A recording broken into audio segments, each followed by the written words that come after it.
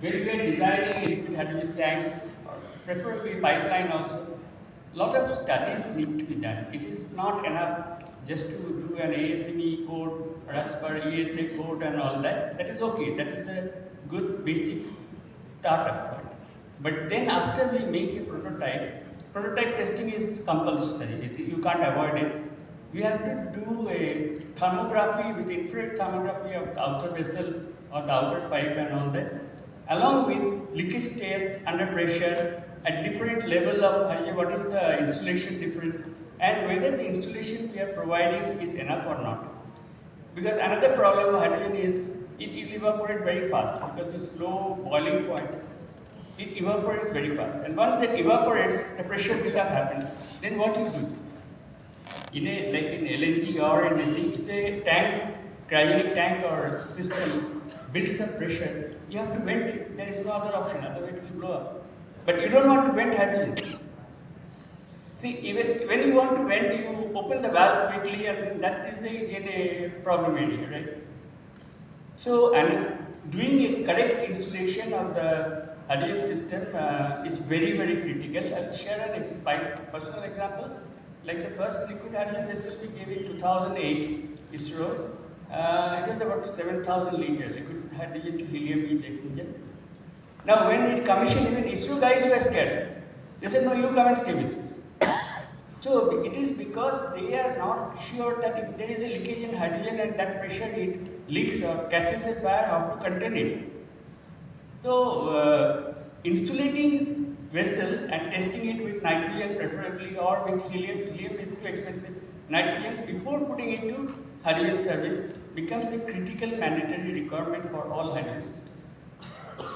A 3D model is often done, like in Kennedy Space Center, there was a, with the liquid hydrogen was first getting used in Saturn V and later on other projects. The problem happens, how do you predict that how a liquid hydrogen tank will build up pressure because of heating leak from ambient and all that. So they did 3D modeling and all the thermography and all that. They were using close to $1 million worth of liquid hydrogen every year just because of inadequate installation. So then they did the corrective actions and then liquid hydrogen shielding actually came in at that time. So it was found that liquid hydrogen is very efficient vessel or a pipe, even a pipe with liquid nitrogen, then the evaporation of hydrogen comes down by about 75%. See, what happens is you have a vacuum line and then you have a normal multi-layer insulation.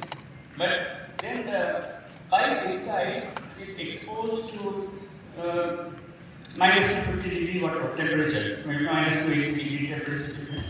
So the heat transfer is much higher, which is the fourth power of temperature.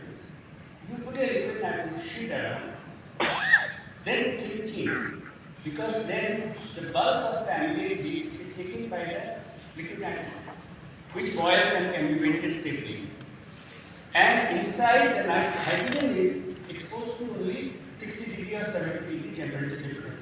So, because the temperature difference comes down by that much, your whole heat transfer prediction is much improved, much safer. In any hydrogen system, we don't want boil. Simple. If it is zero, it is best. That is not possible, so okay, at least 25% of the expected heat release. And so we have a hydrogen system which liquid nitrogen shielding. Even the shielding needs to be carefully designed.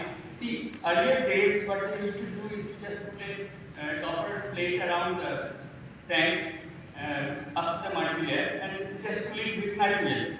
That is not enough because it takes long time to cool down the sheet to the correct temperature, and when there is boil on, it gets warm actually. So it is not doing its purpose. So it is necessary to have active shielding, cooling of the shield with flowing nitrogen, and then inside is the tank having the liquid. So at the cost of liquid nitrogen, you are saving 75% of liquid hydrogen, and that way making the whole thing much, much safer.